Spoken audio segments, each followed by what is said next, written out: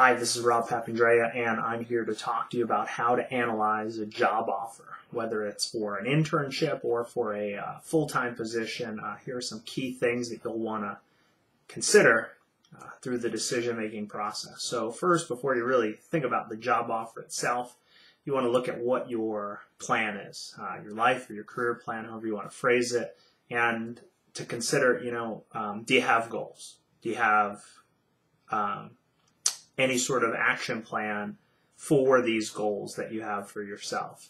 Are they in writing, or are these things that you've just thought about and haven't really put a plan in place in terms of how to help them materialize? So, if you're a current college student, you're looking for an internship, you've got an internship offer, and, so some of your goals could look like, how many years it's going to take you to graduate, where you're trying to get to immediately after graduation, and consider those sort of factors. But at the very least, if you don't have any goals today, or any goals written down with action plans, that'd probably be a key thing for you to look at first before moving on and even considering a current offer that you have on the table. So what you want to look at is, what are your short-term goals? Again, from graduation to acquiring an internship, and then looking a little bit longer term if you feel comfortable, but at the very least, what would you like to see yourself accomplishing in the next 1 to 3 years? And if you don't have anything right now and you're trying to figure out, where would you start to identify some goals, I encourage you to start thinking about, where are your passions? What are the things that you ultimately truly enjoy doing? Classes that you just enjoy being in, or projects that you enjoy working on. And then, what are your strengths? Those things that you truly have strong capabilities in, and things that everybody else tells you that you're good at, and areas where you can consistently get high marks or praises. And looking at, where do those two items, where do they intersect for you? So you've got your passions and you've got your strengths, and where is that intersection for you? And that's where your goals should reside. Some people seem to think that you've got to take a job in any area where you can get it. Some people focus jobs in areas where they really enjoy what they're doing, but they're not necessarily good at them. And other people look at jobs in areas where they're really got a strength, but they don't enjoy what it is they're doing, because they just figure, because you're good at it, that's an area where you've got to focus on. So before you start to analyze a specific job offer, what you want to look at is your goals and where you're trying to get to. From there, once you know where it is you want to go, or have at least a good general idea, what you've got to recognize is the difference between analyzing and comparing. And we just live in a society where we just compare things most of the time. Whether it's the classes that we take, what movie to watch, which restaurant to eat, who we date, we love to compare. And so what we need to do is take a step away from that kind of norm and think about how to analyze a standalone option that we have. It's definitely far less exciting, but to consider, what happens when you just have one choice or option that's there on the table. And so to help prepare you to analyze a standalone offer, and even if you've got multiple job offers on the table, this is still a great approach, just because it helps you ensure that any single one is the right one. You could have 4 job offers and none of them actually being a good fit for you. I know it would sound crazy to walk away from 4 potential job offers, but if it's not a fit, you're just setting yourself up to later on down the road recognizing that you've put yourself in a situation that wasn't right for you. So some things to consider here. So one, what are your priorities? When you think about your family, the work environment, where you're living, salary, the type of work, what things are absolutely critical for you? And again, think about, same thing in a situation where you're looking at, what movie you would want to go see. Are you in the mood for a comedy or a drama? Where your priorities lie? And I know it's funny to compare a job offer to what movie you're going to pick, but it's the same sort of thing. So before you look at your options, what kind of standards do you have in terms of expectations? Make sure you do some market research and look at where things are in the industries where you're currently looking, the types of jobs you're looking at regionally, in terms of the geography of where you're looking, and understand what your worth is in that arena. Interview your peers, whether you're a current college student or somebody who's recently graduated, or even somebody who's out in the industry for a number of years. Interview your peers and understand what sort of things they're experiencing.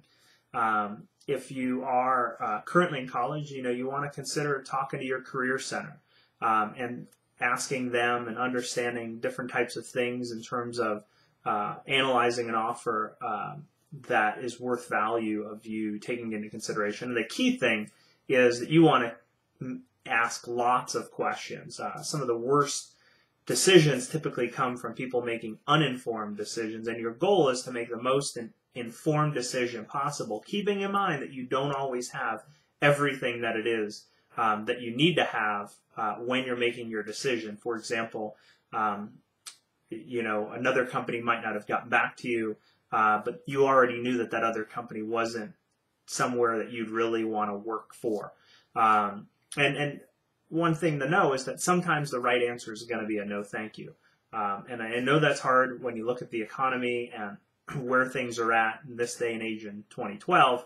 But just keep in mind that you're looking for overall happiness. You're looking for setting yourself up for these 1 to 3 year goals and what's going to help you get there. So specific things to consider when analyzing an offer. You want to look at your work content. How does it fit with your goals and what you're looking for? What sort of coolness factor does it present for you in terms of a job that you're going to be happy, satisfied with, proud of in terms of what you're doing? Each of these things to consider, you're going to rank them differently than the next person. So I've come up with these in no particular order. They're just popular items to prioritize in the consideration process. You're going to want to look at the work location. Where is it that this job is being offered to you? What sort of incentives does the company offer in terms of relocation? What is the area offering you? When you do look at relocation from a company, looking in terms of what's the overall financial incentive of that package. Sometimes you don't get offered a relocation package. Sometimes it's just built into some sort of signing bonus or into your base salary.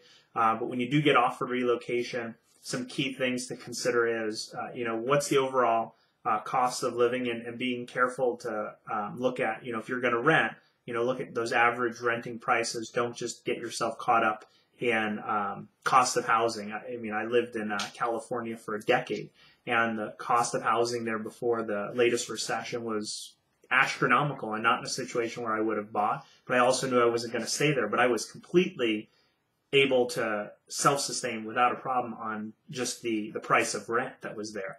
So I didn't get overwhelmed by the cost of housing in terms of buying something.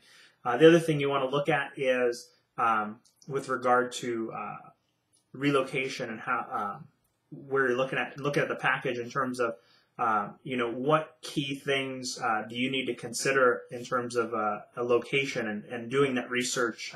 You can do it across the internet, looking at the local city's chamber of commerce and seeing what things are going on, trying to talk with employees from the company that live in that specific area and understand from their perspective what goes on in that area, what sort of things might be available to you. Understanding, if you do make a move, what sort of commitment are you making by accepting a relocation package?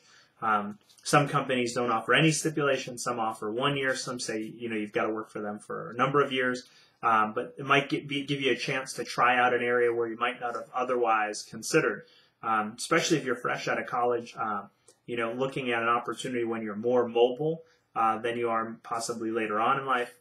Keeping in mind that I understand that there's non-traditional college grads who might have already got married and have some other commitments to specific regions. You want to look at the overall program of what's being offered to you. So if you're looking for an internship, what's the overall internship program look like? You know, are there different types of events that are going to be set up for you? Do you have an opportunity to learn about the company? And similar things in terms of a new hire program. You know, what is the company offering you in terms of helping you transition into their culture and their environment? What things that you'll be looking for that you'll feel your need in terms of orientation and training and just general exposure to what the company does and learning more. I mean, there's a lot of information available on any company on the internet, but when you really sit down and get to know a company, especially large ones, you know, you want to understand what sort of options are there in terms of helping you to get acclimated. And I mean, some of the best companies are going to have some sort of a program for you that is ongoing, not just a one day or a couple hour event during your first week. Then, you know, let's get into the money and look at your overall compensation package. And this is key. A lot of people just focus on that base salary. And that's, you know, that's a big deal, especially if you're looking at student loan payments. But ultimately, in the long run, base salary is not what's going to make you happy. You got to look at your overall compensation.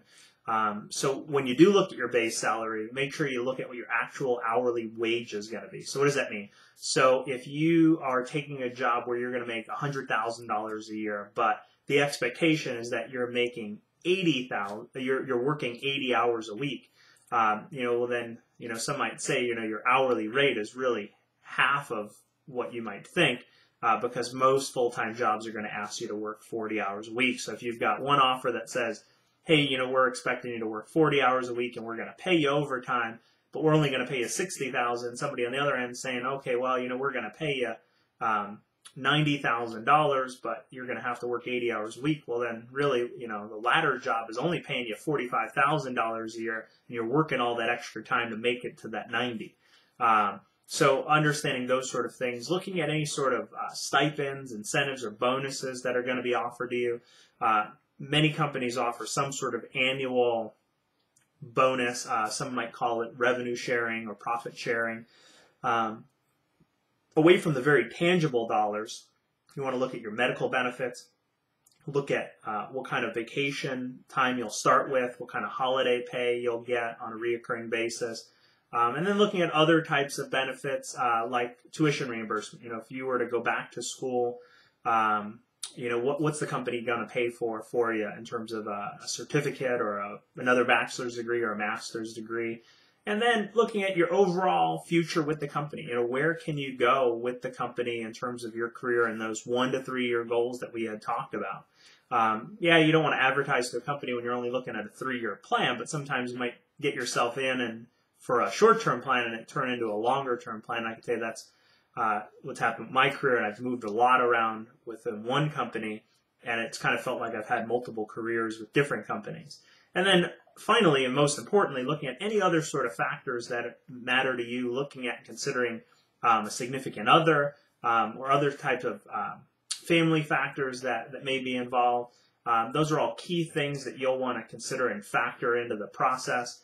And then, as I said, you know, early on, you want to make sure you ask the questions that matter to you. Make sure you get the answers so that you can make the most informed decision possible. And yes, I know it sounds crazy, but it's sometimes perfectly fine to turn away an offer even when you don't have another one sitting on the table, assuming that you've got the right levers in place to getting to the offer with the company or the job that you're really interested in that aligns both your strengths and your passions.